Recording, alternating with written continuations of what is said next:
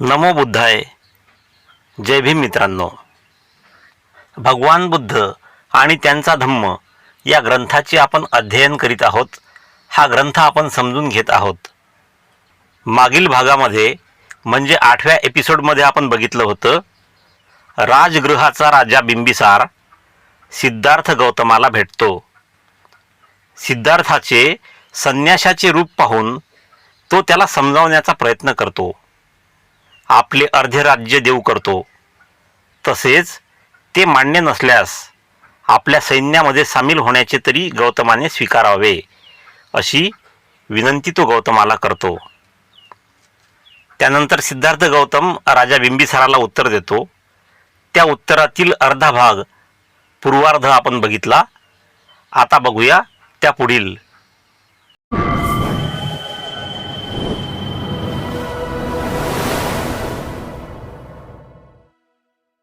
जोशाबा या यूट्यूब चॅनलवर मी सुमेध शिरसाट आपले स्वागत करतो. मित्रांनो, सुरुवात करूया 9व्या एपिसोडला. 9व्या एपिसोडमध्ये आपण बघणार आहोत गौतमाचे उत्तरार्ध, शांततेची वार्ता आणि नव्या परिस्थितीतील समस्या. गौतमाचे उत्तरार्ध. जगातील कलहामुळे मी घायाळ झालो आहे आणि शांतता मिळविण्याच्या इच्छेने मी बाहेर पडलो आहे. या दुःखाचा अंत करण्याऐवजी या पृथ्वीचेच राज्य काय, तर स्वर्गलोकाच्याही राज्याची अपेक्षा मी करणार नाही. काय म्हणते सिद्धार्थ गौतम? जगातील कलहामुळे म्हणजे वादामुळे, भांडणामुळे मी घायाळ झालो आहे आणि शांतता मिळवण्याच्या इच्छेने मी बाहेर पडलो आहे. या दुःखाचा अंत करणे हाच माझा उद्देश आहे आणि या उद्देशाखेरीज या पृथ्वीचेच राज्य काय, तर स्वर्गलोकाच्याही राज्याची अपेक्षा मी करणार नाही. मला स्वर्गलोकाचे राज्य मिळाले तरीही मला त्याची अपेक्षा नाही. मला फक्त दुःखाचा अंत करायचा आहे. आणि महाराज, 3 पुरुषार्थाचा पाठपुरावा करणे हा मानवाचा सर्वोच्च उद्देश होय, हे जे आपण मला सांगितले.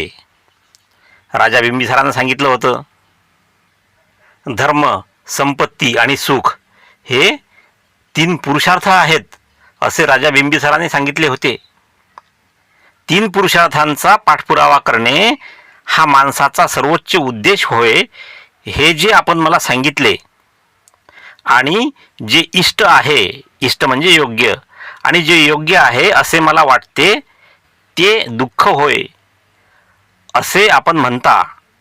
त्याविषयी बोलावयाचे म्हणजे आपले ते 3 पुरुषार्थ शाश्वत नाहीत. शाश्वत म्हणजे चिरकाळ टिकणारे ते नाहीत, शाश्वत नाहीत आणि संतोषदायकही नाहीत. संतोषदायक म्हणजे आनंददायक. ते पुरुषार्थ संतोषदायक नाहीत म्हणजे आनंददायक सुद्धा नाहीत. आणि आपण म्हणता वृद्धापकाळ येईपर्यंत थांब. वृद्धापकाळ म्हणजे म्हातारपण. म्हातारपण येईपर्यंत थांब असे आपण म्हणता. कारण यौवन म्हणजे तारुण्य हे नेहमी बदलणारे असते.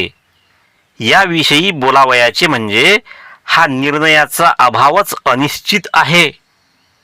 कारण वृद्धावस्थेतही अस्थिरता असू शकते, म्हातारपणात सुद्धा अस्थिरता असू शकते, म्हातारपणात सुद्धा मन अस्थिर असू शकतं.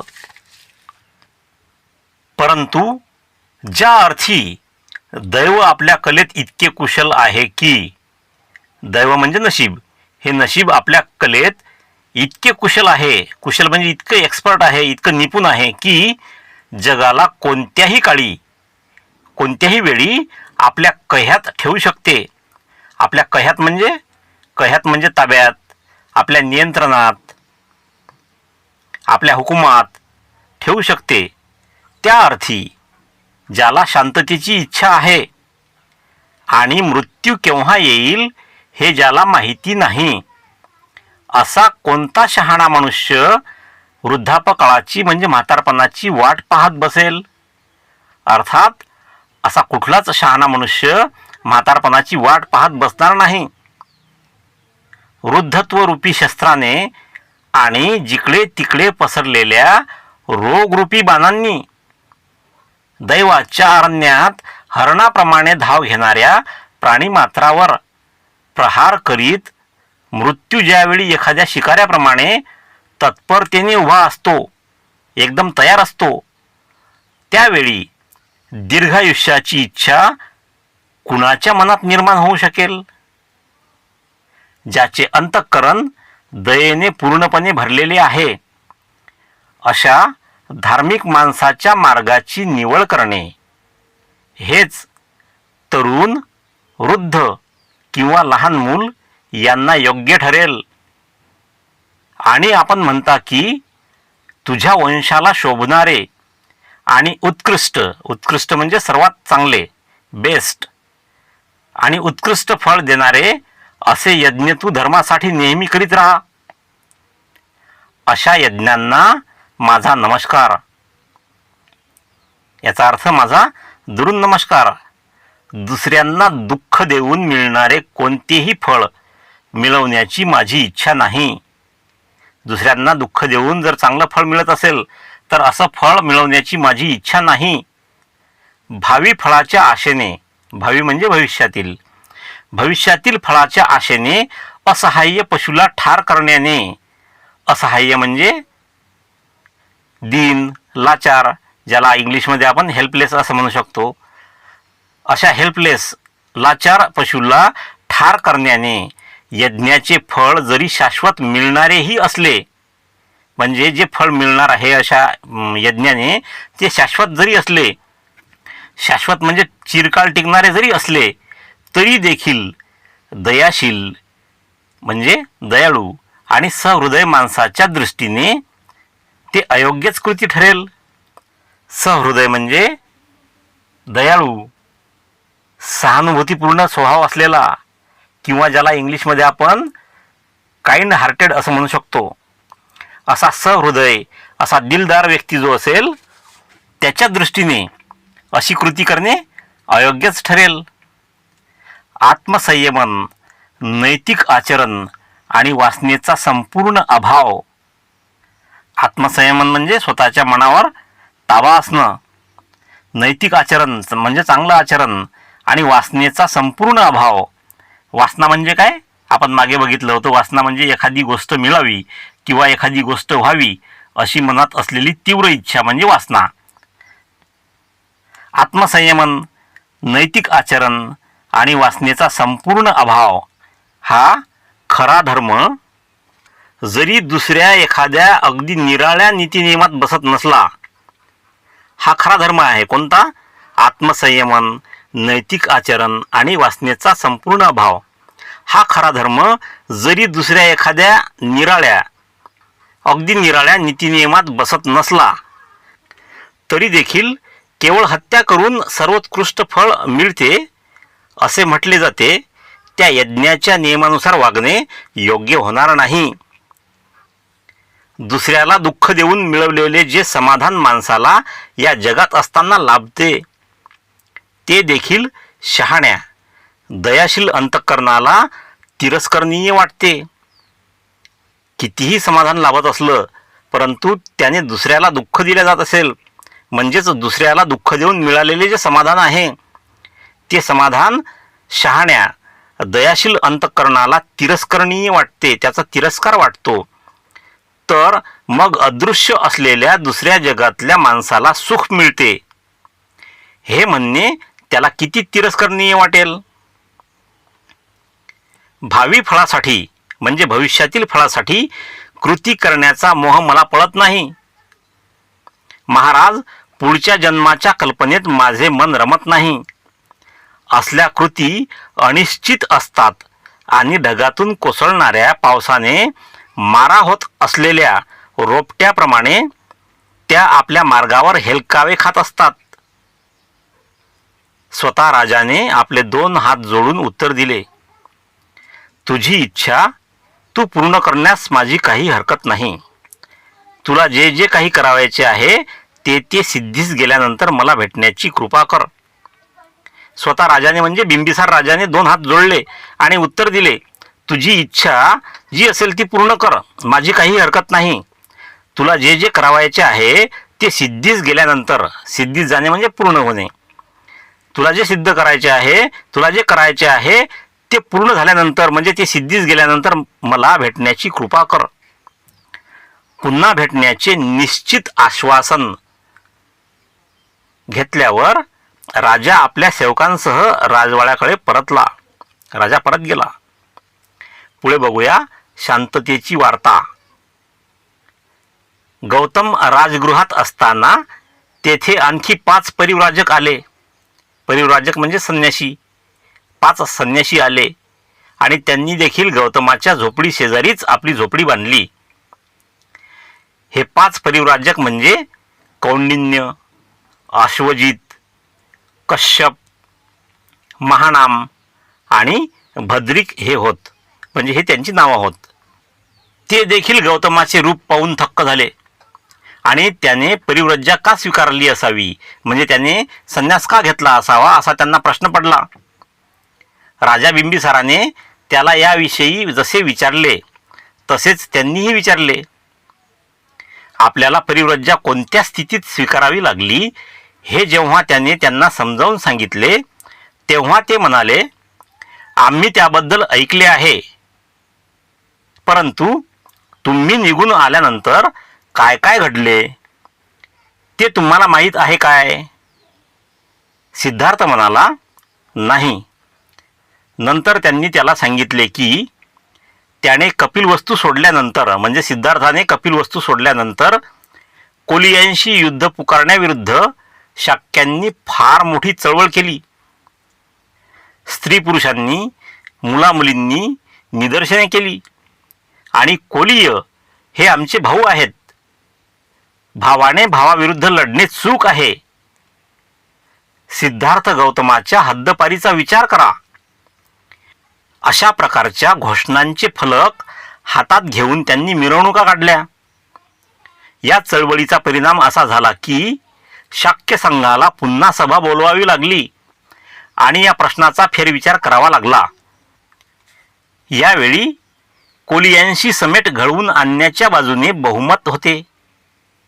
सिद्धार्थ गौतमाच्या वेळेस युद्धाच्या बाजूने बहुमत होते त्यावेळी, आणि यावेळी कोलियांशी समेट घडवून आणण्याच्या बाजूने बहुमत होते.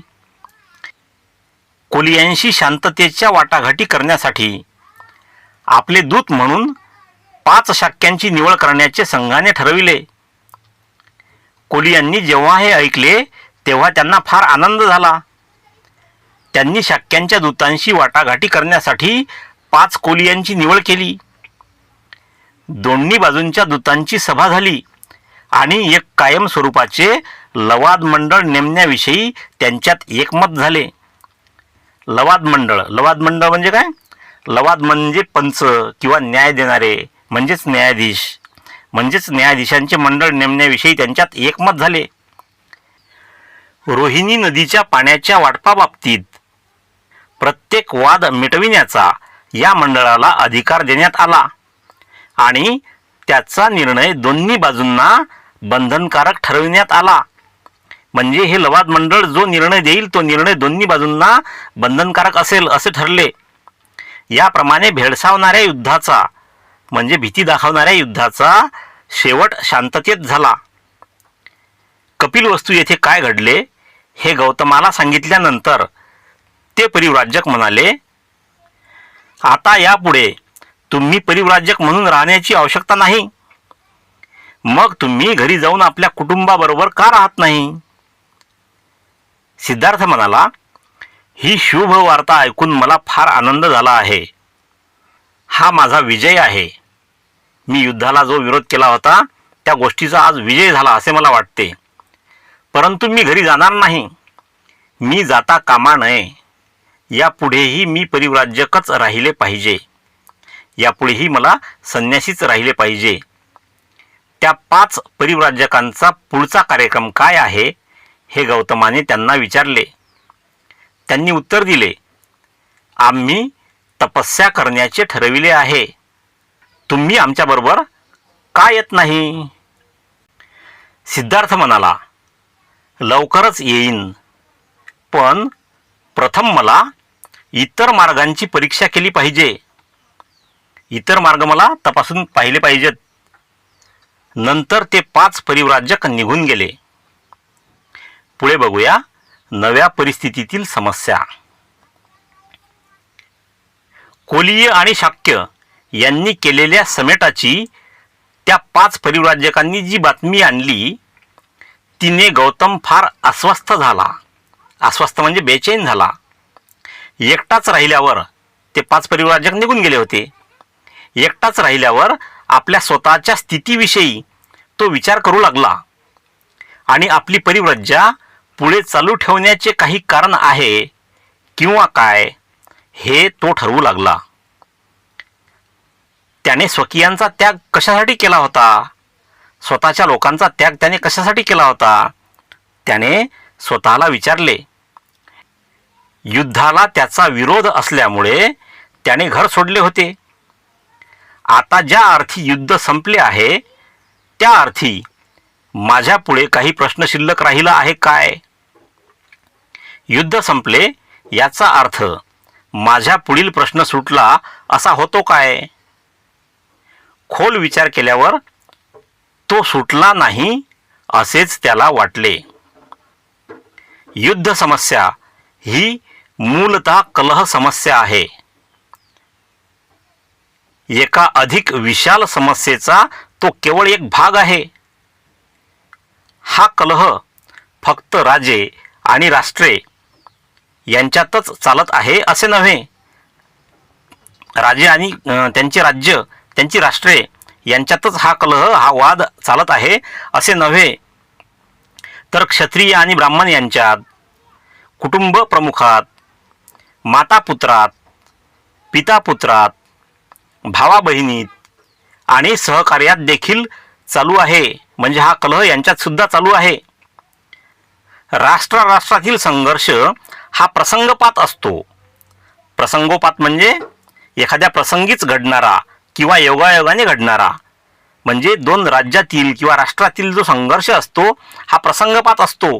हा एखाद्या वेळी घडणारा असतो, हा योगायोगाने घडणारा असतो. परंतु वर्गावर्गातील संघर्ष हा वारंवार होणारा, नेहमी होणारा आणि शाश्वत स्वरूपाचा असतो.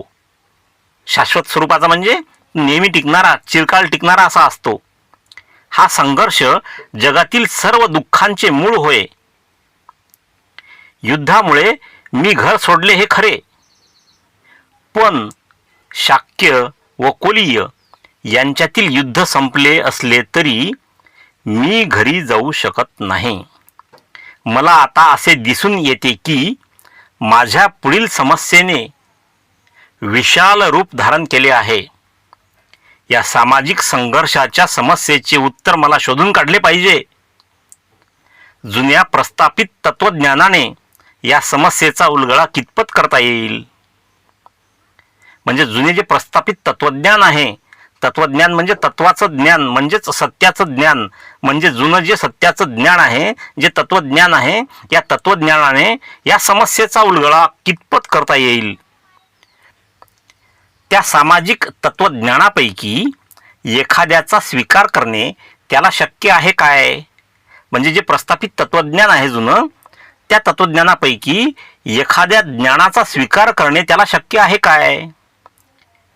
प्रत्येक गोष्ट स्वतःच तपासून पाहण्याचा त्याने निश्चय केला. गौतमाने निश्चय केला की प्रत्येक गोष्ट आपण स्वतःच तपासून बघावी. मित्रांनो, इथे पहिल्या खंडातील दुसरा भाग, कायमचा संसार त्याग, हा संपला आहे. पुढे आहे तिसरा भाग, तो पुढील एपिसोडमध्ये बघूया. भेटूया पुढील एपिसोडमध्ये. तोपर्यंत जय भीम.